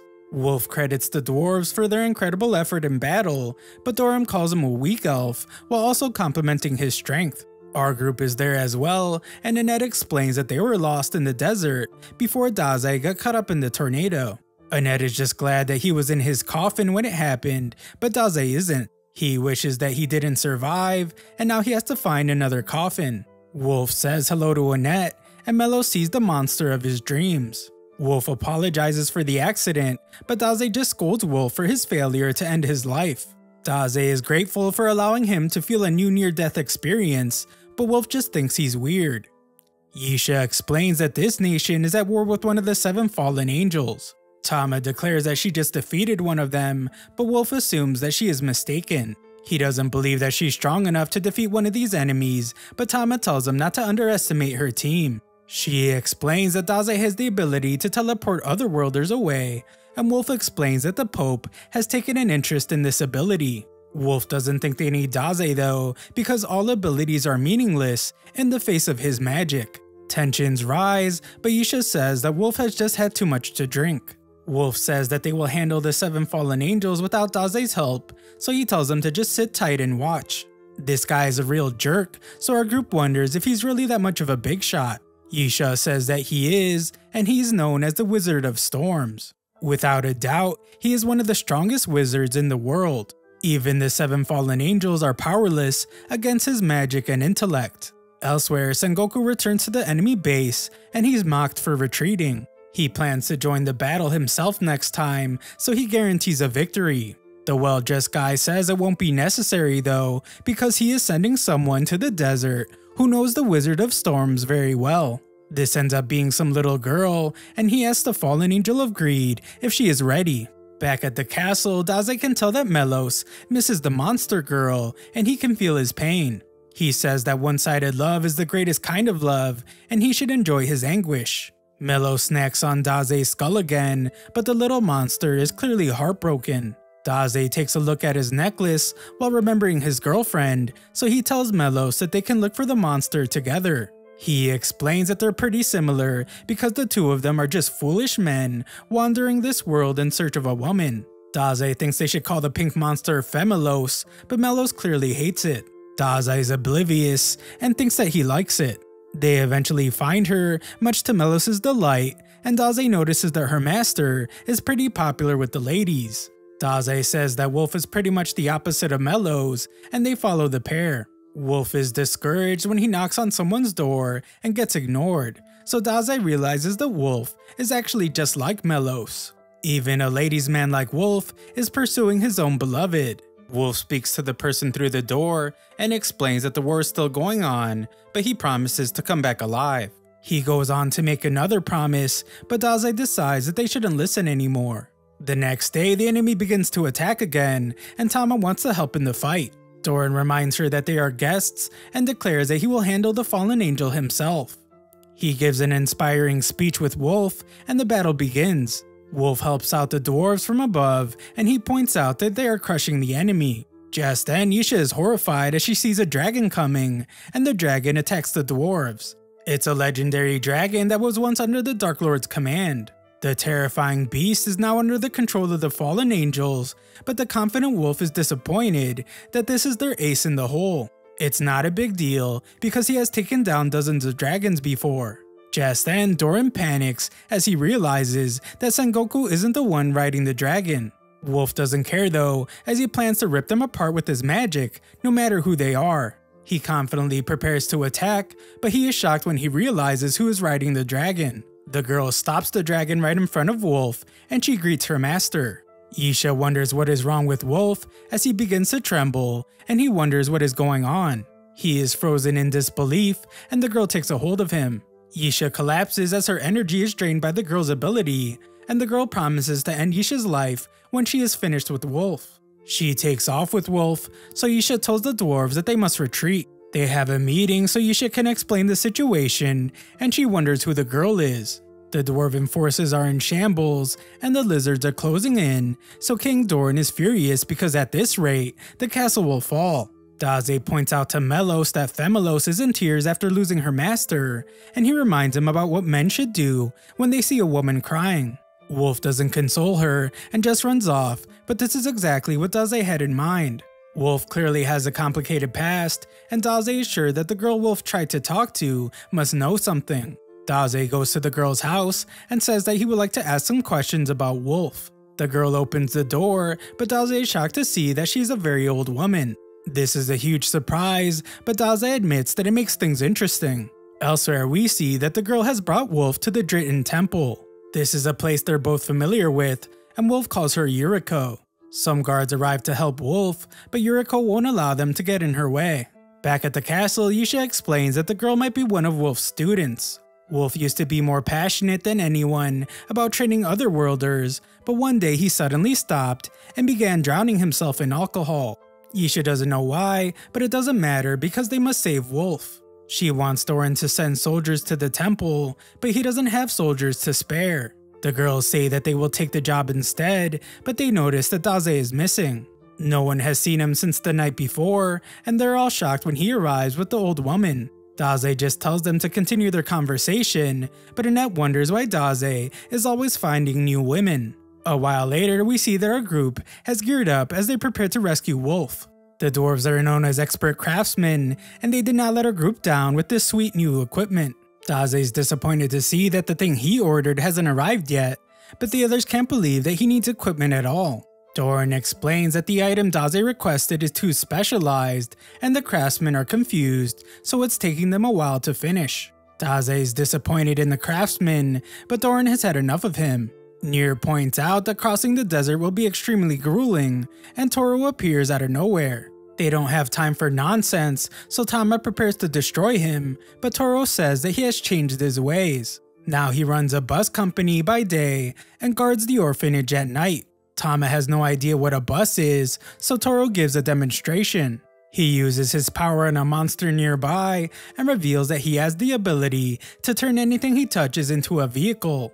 Everyone boards the bus, but Toro refuses to let Daze board after what he did to his precious pet the other day. The bus takes off, so the girls beg him to go pick up Daze, but he refuses. Daze takes a look at the piece of his precious coffin and declares that it was the only vehicle meant for him. Daze decides to just wait there, but the old lady begs him to take her to Wolf. This is surprising because she hasn't said a single word up until now, and she declares that she must go to Wolf's side. Daze is indifferent as always, but Mello wants to go too. Daze has had enough of the obsession of those pursuing the ones they love because they just cast aside reason. They also don't use common sense and don't care about inconveniencing others. However, this makes for a beautiful story, so Daze agrees to take the old woman to Wolf. The group arrives at the temple to find the incapacitated guards, but Annette is told not to touch them because they have traces of magic on them. Yisha can sense that Wolf is in the temple, so they march in. Inside, they find that Wolf is in really bad shape. Wolf wonders why they are there, and Yisha demands to know who the girl is. Yuriko introduces herself as an otherworlder who was once instructed by Wolf. However, people now call her the fallen angel of greed. She doesn't want her time with Wolf to be interrupted, so she summons an army of skeletons. A fight breaks out, so Wolf begs Yuriko to stop. Wolf taught her to never fall in the face of the enemy, so she ignores his pleas. There are a ton of skeletons, but our group does well to push them back. The fight intensifies, and Tom is glad to see that her new equipment allows her to do some major damage. The skeletons are seemingly endless, so Yuriko explains that the battle will continue until they fall. Yuriko won't stop until she gets what she wants, and her gift called Greed empowers her. Yisha demands to know what happened between Yuriko and Wolf because she is sure that Wolf treated her well as a teacher. A look back shows that Yuriko worked hard at perfecting her ability, but Wolf determined that her powers were not suited for combat. He explained that it isn't absolutely necessary for otherworlders to challenge the Dark Lord, and she could live a normal life. Yuriko rejected this idea because she knew that this world needed for the Dark Lord to be defeated. Wolf acknowledged her determination, and he was sure that her hard work would pay off one day. Yuriko agrees that Wolf was a great teacher, and she enjoyed spending all her time with him. Everything was perfect until one day a certain otherworlder appeared. It was some other girl, and for some reason Wolf completely changed. This girl was a prodigy, and Wolf became preoccupied with teaching her. He stopped paying attention to Yuriko, but Yuriko kept training hard to defeat the Dark Lord. This is what she told herself, but in reality her motivations were something completely different. She actually hoped that all her training would lead to Wolf looking at her again. However, one day, when she went to show Wolf some progress she had made, Yuriko heard Wolf tell the new girl that she would be the one to defeat the Dark Lord.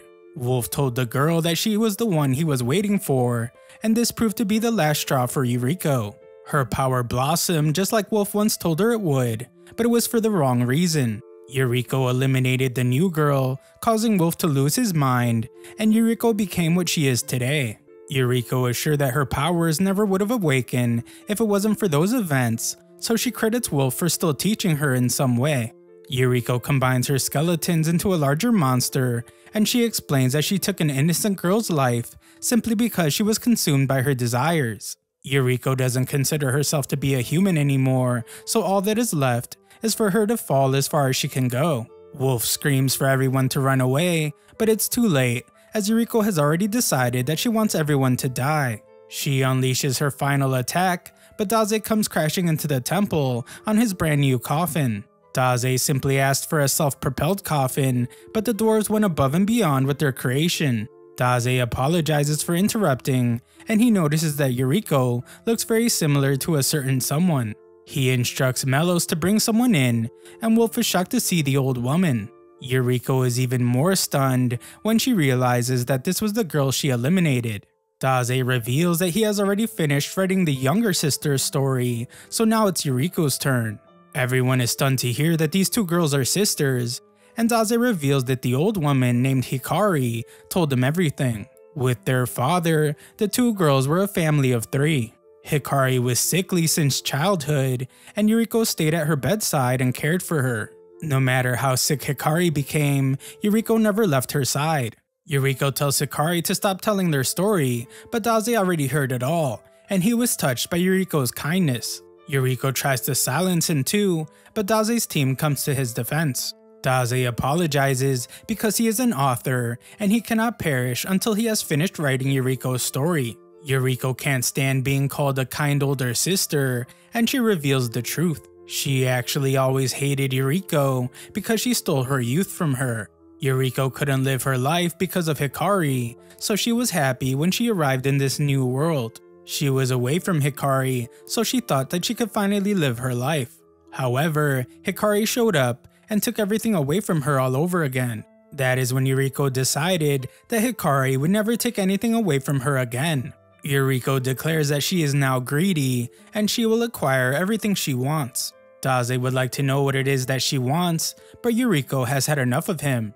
She moves to eliminate Daze, but Wolf rescues him and takes the damage instead. Wolf apologizes for not seeing her pain sooner, but Daze tells him to stay out of the situation. He has no role to play in the story of love that he wants to write. Daze once again asks what it is that Yuriko wants, but she just attacks him. Daze is undeterred as he explains that he just wants to write about what she truly feels, so Yuriko finally gives in.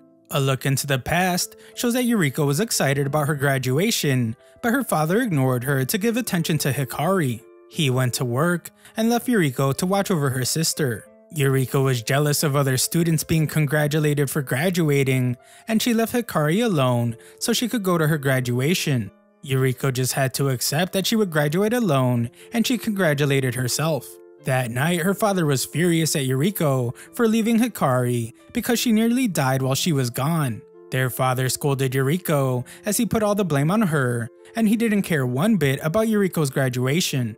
Yuriko just wanted to be seen more, and this was when she met her demise at the wheels of Truck-kun. Yuriko realized that her desire nearly ended her sister's life, and she just repeated the same thing in this world.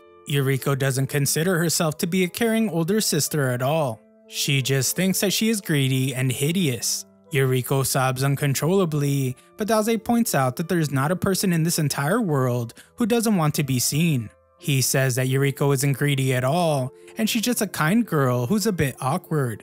Just then, Hikari goes to hug her sister, and she apologizes because she had no idea how bad things were for her. Daze then reveals why Hikari was summoned to this world in the first place. It turns out that Hikari became lonely without Yuriko, and she lost hope in a world without her. Even though Hikari is an old woman now, she followed Yuriko here just to see her again. Wolf realizes now that he failed as a teacher, and we get another look back to when Hikari first came to this world. Yuriko was glad to see Hikari, but she was concerned about her illness. Thankfully, Hikari no longer felt any pain, and Yuriko was glad that her sister wouldn't have to suffer anymore. It turns out that Hikari promised to become strong enough to defeat the Dark Lord, as long as Wolf promised to let Yuriko live a free life. Hikari realized that she took Yuriko's life away in their old world, so she wanted her to be happy in this world. This makes Wolf realize that the sisters actually always loved each other. Daze's story of love is finally complete, and Wolf is amazed to witness Daze's power firsthand. Yuriko's monster is destroyed, and this restores Hikari's youth. Wolf is returned to normal as well, and so is everything else that was harmed. The sisters are going to return to their world, so Yuriko apologizes for everything she did. Most importantly though, she thanks Wolf for allowing her to enjoy some of her youth. The two sisters hold hands, and they are teleported away. The two return to their world, and Hikari explains that she had a really long dream. She's too embarrassed to tell Yuriko about it, but Yuriko says that they have plenty of time to talk about it. Hikari agrees to tell her and begins by explaining that she dreamed about a faraway world far different from this one. Back with the dwarves, they manage to push back the lizard army and claim victory. Doran stops them though and declares that it's not a victory until Wolf and the others return safely. Elsewhere, the Pope is told that Daze sent back another Otherworlder, and the Pope has finally decided that Daze really is the one he has been waiting for. The one that will be the world's savior. Back with Daze, Wolf is ready to head back to the castle, but Tama points out that he didn't even do anything during the fight. Daze doesn't seem to be excited to return, and it's because he has realized that someone else has arrived. Just then, the fallen angel of misery comes crashing in. Gluttony and greed have been defeated, so Sengoku decides that he will have to put an end to Daze and his group. Tama can tell that this guy is really powerful, but Wolf is surprisingly grateful for his appearance. He says that if it wasn't for Sengoku, then he wouldn't have a chance to redeem himself. Wolf amazes everyone with his powerful attack, but they are shocked when Sengoku explains that magic is ineffective against his armor. The others try to bring him down instead, but Tama ends up getting stopped. Sengoku can tell that Tama's quite strong herself, but she lacks experience. Sengoku thinks it's a shame that he will have to end her life, but he has no other choice. He summons his sword and goes to strike her, but everyone is shocked when Nier rescues her. What's most amazing is that Nier's sword absolutely destroyed Sengoku's. Sengoku's very impressed, so he tells Nier to hone his skills and he leaves. Tama thanks her savior and everyone celebrates. A party is thrown upon their return, but Wolf wonders if it was really okay for them to be summoning Otherworlders. The Otherworlders that were summoned were really unhappy in their old worlds, and they were brought to this world for selfish reasons, only to experience more unhappiness. Outside, we see that the mysterious girl we keep seeing is approaching the castle. Inside, Daze encourages Melos to talk to the girl monster, but he just gets his heart crushed. Daze consoles Melos, but he's absolutely stunned when the strange girl walks right past him. Daze realizes that it's Sachan, and she greets Daze. Daze couldn't be happier to see that she was brought to this world as well, and he can't wait to tell her everything he has been through. However, first he wants them to commit double unalive. Daze wants them to jump out of a window together, but she stops him. Sachan points out that Daze has changed quite a bit since they last saw each other, and he looks much livelier now. Daze desperately tries to say that he hasn't changed, but his friends arrive as they were worried about him. It's clear to Sachan that Daze has found something better than death in this world, so she has decided that she can't be with him anymore. Daze tries to call out to her, so the girls realize who she is. Sachan is long gone though, and Daze can't stop trembling. The next day, everyone thanks the dwarf who made their new equipment. His name is Rhodos, and the girls tell Daze to thank him for the coffin he made. Daze is still completely beside himself, and he mumbles about telling Sachan that he hasn't changed at all. Daze can't handle his emotions, so he slams all his sedation pills down his throat. Just then, Nier remembers that he wants to ask Rhodo about his sword. Nier explains that it was able to destroy a fallen angel's sword, even though he isn't very strong. Rhodo takes one look at the sword, and he tells Nier that it's too great for him. However, Rhodo gives back the sword and tells Nier that he can someday become a warrior worthy of the sword. Just then, everyone is startled as Daze starts up his coffin. Rhodo warns that it has a lot of power, so Daze might lose his life if he's not careful. This is actually what Daze wants, so he decides that tonight he will ride so his life ends. Daze says goodbye as he drives off, and the others chase after him. Elsewhere, Tuxedo Man wonders why Sengoku seems so happy. Sachan arrives, and Tuxedo Man is surprised to see that she's pretty happy herself. Tuxedo Man complains about there only being 5 fallen angels left, so Sachan points out that he doesn't do anything, and he just hides in the castle. Sachan has confirmed that Daze does have the power to change this world, and he's as wonderful as ever. Because of this, Daze is the only one worthy of her. Back with our group, the girls are upset because they lost Daze. A guy pops out of nowhere and explains that a certain hero made his stop there before leaving to the Dark Lord's castle. This was a really big deal for them, so they made a statue of the hero fighting the Dark Lord. Tama, however, points out that it looks like the hero is running away from a monster. The guy explains that the hero statue is supposed to be facing the other way, but some madman riding an odd vehicle just crashed into it. Our group wants to go after him, but the guy warns against it because Daze went speeding toward the shrine at the end of the village. That shrine leads to a forbidden land called Orange, and it's where the fairy queen lives. The guy tells them not to worry about Daze though, because no one can enter Orange without passing some trials first.